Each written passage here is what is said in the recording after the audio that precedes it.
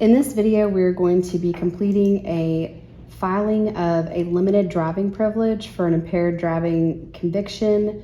It does not matter for the purposes of filing whether this is a pretrial privilege or a post-trial privilege. The process for the filing is the same. So in this case, we're going to start filing. We'll file into an existing case. You'll select the court location in the drop-down box, which in this case is going to be Wake County District Court. You'll add the case number.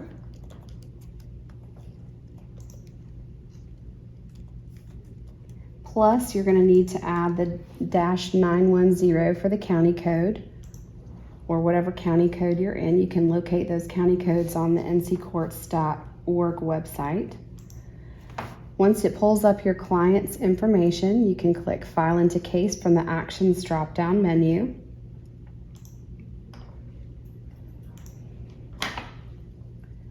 Click through the parties.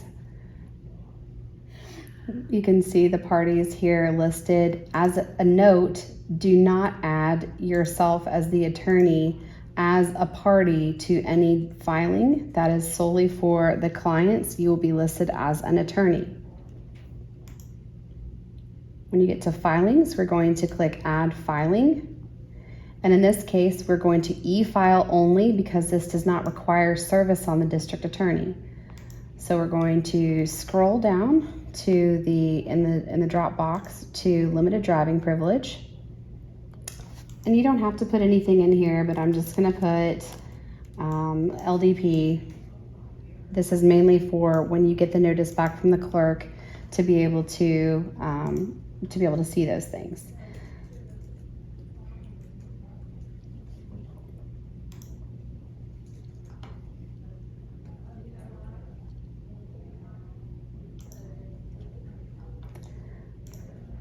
So once you've selected the file, in this case, you're going to need to auto-redact the document to eliminate the driver's license number and the date of birth for identifying information purposes.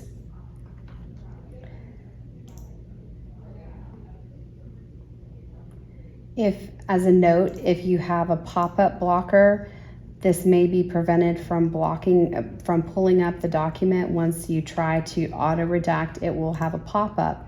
If you're on an iPad, you can go into the iPad settings under the Safari settings and scroll down and turn off and allow for the pop-ups to be able to be done. And then you can click on Edit Redactions and you can click Allow once you've done that process, in order to be able to make sure that you can edit the pop-up to see now that it's popped up in a different window. Once you're in the redaction screen, you can click on the top left corner. There is a Redact Area button, and you can come down to where you need to draw your redaction box, and then you simply cover the information with the red highlighted area and click Save and Close the viewer.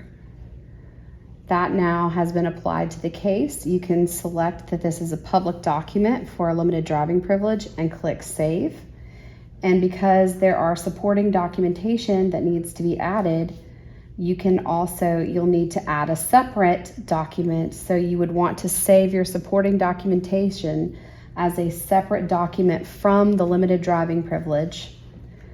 Again, we're going to go through the scroll down menu until we reach supplemental documentation as the filing code. And then I'm just gonna enter LDP supporting docs. Again, this is not required for you to do that. And then you can save the documentation.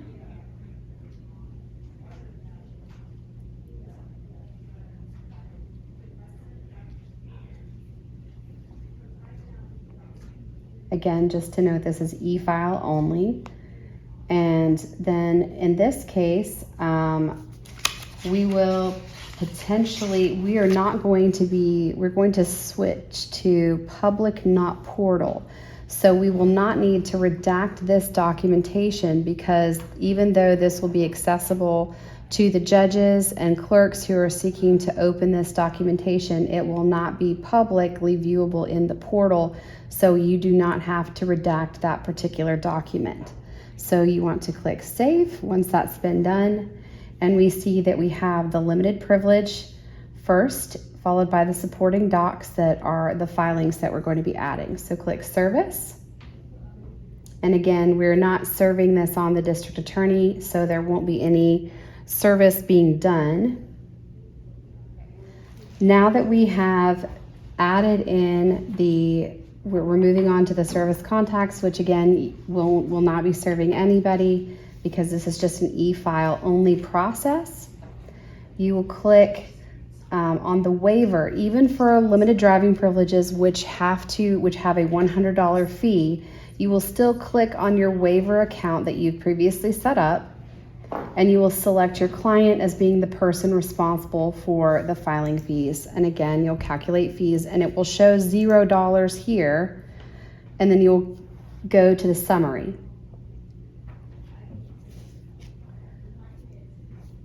Click all your boxes and scroll down to verify the information's correct, and then click Submit. At this point, the documentation, the filing is going to be submitted to the clerk of court, and it will be routed to the appropriate party within the system. Specifically, if it's not for hearing, which most limited driving privileges are not in Wake County, this would be routed by the clerk directly to the judge's office, and the judge's trial court administrator would then send the document to the appropriate judge for signature. Once that judge has signed the documentation, signed the LDP, there will be you will be able to check that it is in portal at that point. Once the document is in portal, you will need to go to the cashier's office inside the Wake County Clerk of Court's office on the second floor to be able to pay for that limited privilege in person with whatever format of payment you are planning on using. At that juncture, you will then be able to receive a sealed copy of the document that will have not a raised seal anymore, but it will be a visual seal that is at the bottom, that is a state of North Carolina seal. That will be sufficient for your client to be able to keep in their possession.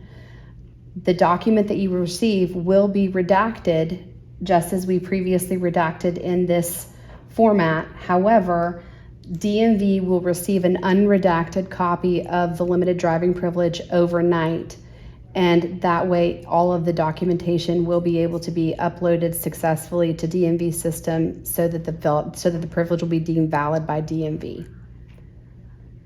Now that you have submitted the file and serve via the website, via the eFile and serve website, at that point, you will need to go to the cashier's office to make your payment on the LDP.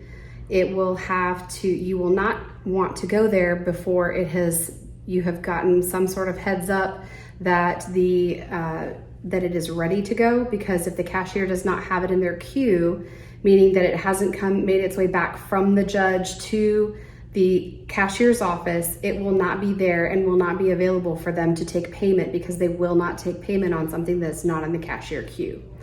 Once you have made the payment, you'll need to go downstairs to room 1000 to be able to talk with a clerk at the front desk, and they will provide you with a printed out copy of the limited driving privilege after they have affixed the seal to the document.